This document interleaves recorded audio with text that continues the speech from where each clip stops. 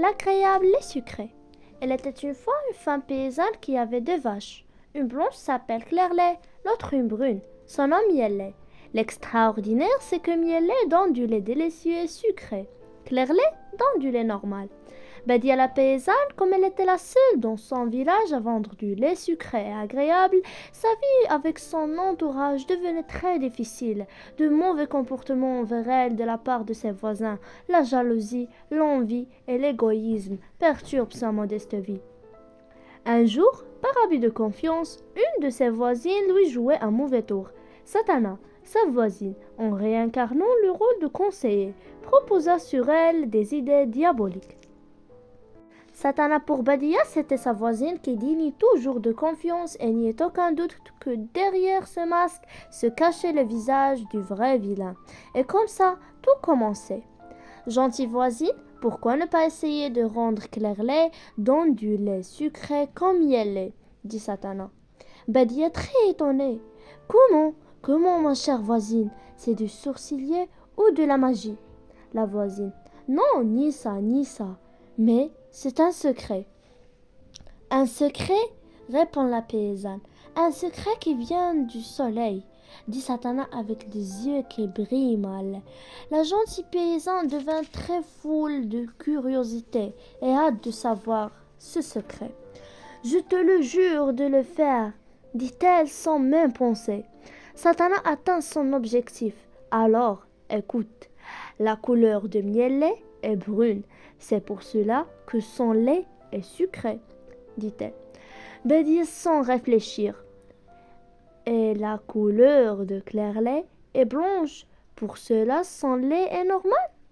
Tout à fait, absolument, répondit Satana. Mais comment ferais-je pour cela? S'interrogea Badia. Tu dois changer la couleur de Clairlait en la laissant sous les rayons du soleil tout au long de la journée, répondit la première. La malice de la voisine et la cupidité du pauvre paysanne jouèrent un détour tragique pour Clairlait. Après cette expérience, la spirale de la misère ne s'arrêta pas pour Badia et sa pauvre vache. Clairlait se maigrit jour après l'autre.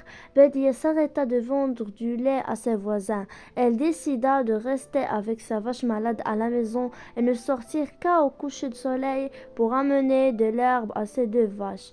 Le soleil en plein jour devenait pour elle un vrai cauchemar.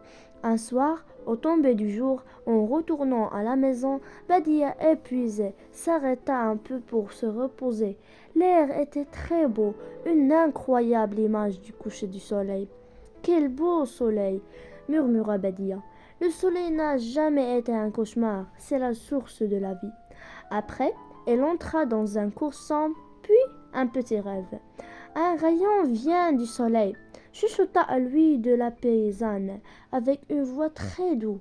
Miellait, maman du Clairlait. Miellait, maman du Clairlait. Elle réveilla en hurlant. La remède dans le lait de Miellait. Sans retard, Badia retourna à la maison, donna à boire sans hésitation le lait merveille de Miellait à Clairlait. Quel silence imprégna l'obscur de cette belle nuit, la dernière nuit de souffrance pour cette petite famille.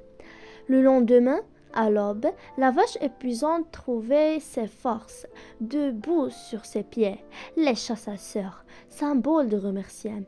D'autre part, ses voisins, après reconnaissance de son malheur et l'injure de sa voisine, ont décidé d'expulser la mauvaise Satana loin du village.